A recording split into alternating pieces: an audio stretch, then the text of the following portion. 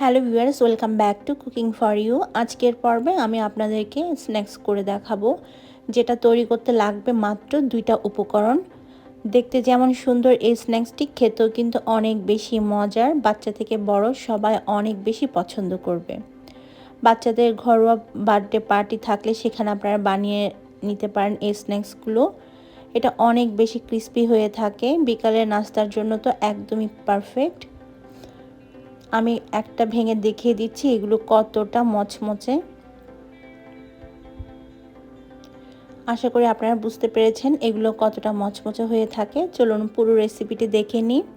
আজকের এই স্ন্যাক্সগুলো বানানোর জন্য লাগবে ফিলু, পেস্ট্রি শিট। আর এই পেস্ট্রি শিটগুলো আপনারা যে কোনো সুপার শপে পেয়ে যাবেন। 200 থেকে 350 টাকার মতো প্রাইস। তবে আপনারা চাইলে বাসায়ও পেস্ট্রি শিটগুলো বানিয়ে নিতে পারেন। তারপরে এই পেস্ট্রি শিটগুলো ডিপ ফ্রিজে থাকার কারণে বেশ শক্ত থাকে। আপনারা যখন স্ন্যাক্সগুলো বানাবেন সেই ক্ষেত্রে বানানোর 1 থেকে 1.5 ঘন্টা আগে ফ্রিজ থেকে বের করে নর্মাল তাপমাত্রায় নিয়ে আসবেন। তারপর এগুলোকে একটা থেকে একটা আলাদা করে নিতে হবে।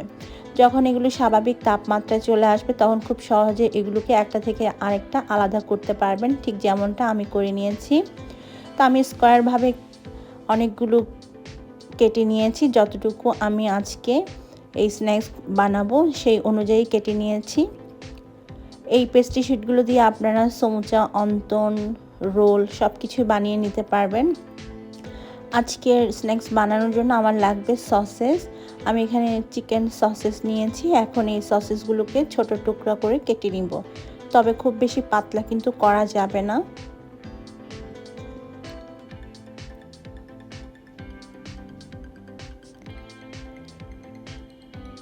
সবগুলো সসেস কেটে নেওয়ার পর আমি এই সসেসের টুকরার মধ্যে একটা হোল করে নিব, মানে এর মধ্যের অংশটাকে আমি একটা ছুরি দিয়ে কেটে ফেলে দিব। তারপর এর মধ্যে একটা গর্তের তৈরি হবে। আর আমরা এভাবেই সবগুলো সসেসের টুকরাকে করে নিব আর মাঝখানে একটা গর্ত করে নিব। আর এটাই হচ্ছে ইম্পর্টেন্ট একটা জিনিস, কারণ এই সসের ভেতরে আমরা আমাদের ফিলু পেস্ট্রি শিটগুলো ঢুকাবো। আরেকটা দেখিয়ে দিচ্ছি আপনাদের সুবিধার জন্য। জাস্ট একটা ছুরি দিয়ে মাছ বরাবর আপনারা একটা গর্ত করে নেবেন। এটা খুব ইজি একটা কাজ, যে কেউ পারবে।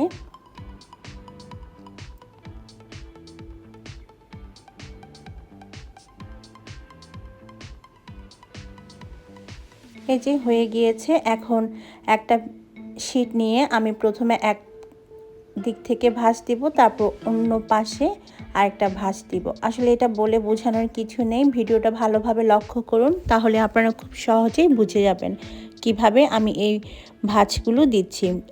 একবার এক পাশ থেকে আরেকবার উল্টো পাশ থেকে ভাঁজ দিতে হবে।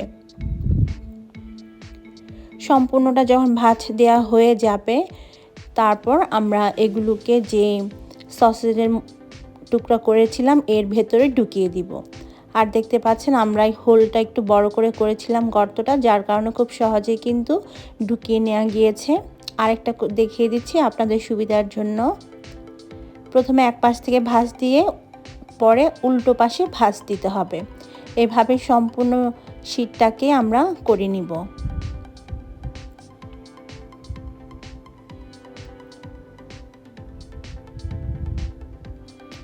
সম্পূর্ণটা করে নেওয়ার পর আমরা যে সসেজের টুকরাগুলো করেছিলাম সেগুলোর মধ্যে আমাদের এই শিটগুলোকে ঢুকিয়ে দিব।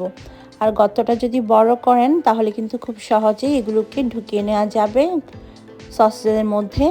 এই যে হয়ে গিয়েছে। আর এভাবে করে আমি সবগুলো স্ন্যাক্স বানিয়ে নিয়েছি।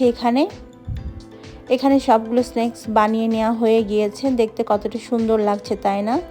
এবার এই সসেজের স্ন্যাক্সটাকে আমরা ভেজে নিব। ভাজার জন্য আমি চুলাতে আগে তেল গরম করে নিয়েছি, আর তেলটাকে মিডিয়াম টু লো হিটে রাখতে হবে ভাজার সময়। এখন মিডিয়াম টু লো হিটে রেখে আমি স্ন্যাক্সগুলোকে ভেজে নিব। আমি একবারে 3টা করে ভাজবো, কারণ এগুলো তেলে দেওয়ার পর আর একটু বড় হয়ে যায় সাইজে। উল্টে পাল্টে লালচে কালার বা গোল্ডেন ব্রাউন কালার আসা পর্যন্ত আমরা এগুলোকে ভেজে নিব। এক পাশে ভাজা হয়ে গেলে আমরা এগুলোকে অন্য পাশে উল্টে দিব।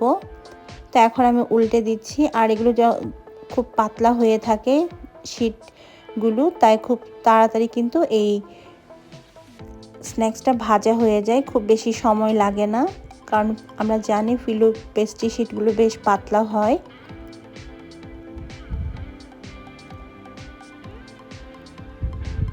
তো এগুলো ভাজা হয়ে গিয়েছে, খুব সুন্দর একটা কালার এসেছে। এখন আমি এগুলোকে তেল থেকে তুলে নিব। সেম ভাবে আরও কিছু ভেজে নিচ্ছি।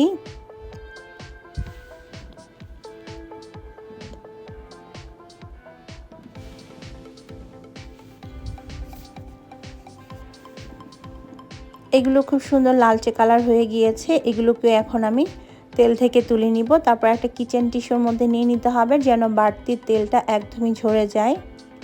আর এভাবে করে সবগুলো স্ন্যাক্স আমি বানিয়ে নিব। সবগুলো স্ন্যাক্স বানিয়ে নেওয়া হয়ে গেছে। আর দেখতে পাচ্ছেন খুব সুন্দর একটা কালার এসেছে। এটা খেতে কিন্তু বেশ মজার, বাচ্চারা তো অনেক বেশি পছন্দ করবে। আপনারা ট্রাই করে দেখতে পারেন বাসায়। আমার ভিডিওগুলো যদি ভালো লাগে আমার চ্যানেলটিকে সাবস্ক্রাইব করতে পারেন। আর পাশে থাকা বেল বাটনটি প্রেস করতে কিন্তু একদমই ভুলবেন না। আর আজকের ভিডিওটি ভালো লাগলে একটা লাইক দিয়ে আমাকে হেল্প করবেন। বিদায় নিচ্ছি, ভালো থাকবেন সবাই।